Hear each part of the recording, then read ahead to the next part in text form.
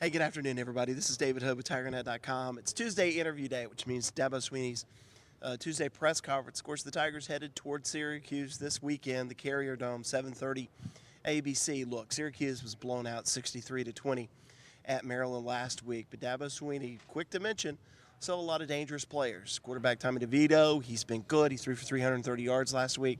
Kendall Coleman, one of a pair of defensive ends that Syracuse has. He said they have All-American candidates in the secondary. Those are big players.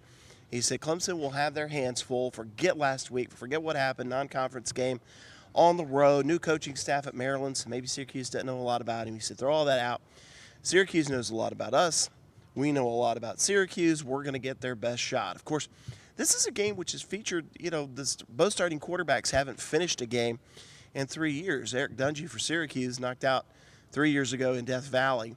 Of course, Kelly Bryant knocked out 2 years ago at Syracuse. Trevor Lawrence, he admitted yesterday that he really wasn't touched on the play where he went down last year against Syracuse. Chase Bryce had to come in. So one of the questions would be, can both quarterbacks stay upright during this football game? If they do, I expect to see some fireworks up in the dome. It's a sellout crowd, and it's a little bit of a different environment. Chad Smith was just talking about it. He said the fans are right on top of you. The noise kind of stays confined. Dabo Swinney even said that. He said, there's really nowhere for the noise to go. The fans are right there. Everything kind of echoes. And for sitting in the press box, we're kind of back a little bit, but yeah, the echoes really come through, and you can't hear yourself. And he said communication is going to be key. And Chad Smith, one of the light moments today, though. Chad Smith enrolled in January of 2015, and as such, he is the longest tenured player on the Clemson roster.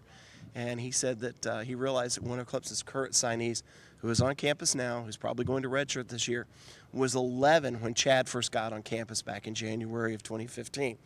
So Chad, one of the older guys, he said he asked them when they were born, and they say 2001 or 2002. He was born in 96, makes him feel like the old man. So we'll have to see what happens this week. Chad also talking about Brent Venables. He said he's, if not the best, one of the best defensive coordinators in the game. Talked about the game plan for Texas A&M with a lot of the three safety shell, a lot of the safety looks that they did to kind of spook Kellen Mond, the quarterback for the Aggies. He said it's just kind of fun to sit back and watch Brent Venables put a game plan together. So what will he do for Syracuse this week? Well, we'll have to see. They are one of those teams that are kind of like Georgia Tech. They do a lot of arc motion. You have to keep your eyes on them. It's going to be fake throws after they do a handoff, a lot of motion type stuff, a lot of window dressing. So for Clemson's young defense, this is going to be, as Dabo Swinney says, a chance to grow up. Clemson and Syracuse in the Dome, Dino Babers, Dabo Swinney, a couple of the better coaches in the game, Saturday, 7:30. This is David Hood, TigerNet.com. Don't forget to subscribe to our YouTube channel.